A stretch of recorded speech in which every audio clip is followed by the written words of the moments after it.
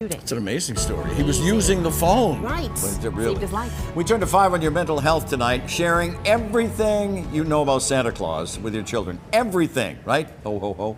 Now, if there are some facts that you don't want to quite share just yet, this might be a perfect opportunity if you would like to have the little one scoot out of the room for just a wee bit.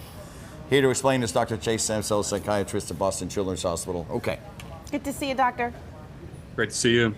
Okay, we have the all clear. Right. I think we do, right? Okay, so as you know, kids usually have a lot of questions about the big guy, and parents usually have a lot of answers, yeah, but what do you think about, or what should you keep in mind when having these kinds of conversations? Yeah. I think the first one to say as a child psychiatrist is that it can be okay to join in the land of fantasy and make believe with young kids. That's developing what they do, imaginary friends, for example. So have fun with it if it's your family's tradition, but also help to make sure that they understand that maybe their friends don't all have this as their culture, and Santa doesn't visit everyone's house.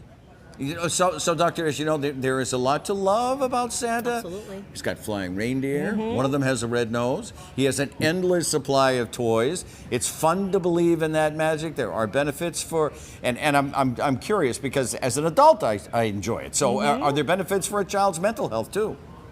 Yeah. There actually are a lot of scientific studies on this, and it shows tons of different benefits. Increased feelings of family bonding, altruism and giving behaviors later in life, instilling hope and positivity in the world, and that life can be magical. So there's a lot. And also, some of those studies show that kids also enjoy Christmas more when they believe in Santa, or when they're older kids and they're helping younger kids believe in Santa too. The magic is important, Sure, right? sure. Let me ask you this, right? Most kids, they love the magic. They're enjoying all the magic. The parents too. What do you say about keeping that alive throughout? Yeah, I think it's got to be kid-directed. There's a lot of parents out there who have strong feelings one way or the other, and if this is your culture, I really encourage parents to do what a kid wants or needs, and that might not be the same thing that a parent wants or needs right now. So don't set an age if you're going to be thinking about what to do about this. Kids will start to find out and ask questions, but questioning doesn't always mean they're ready for the big reveal.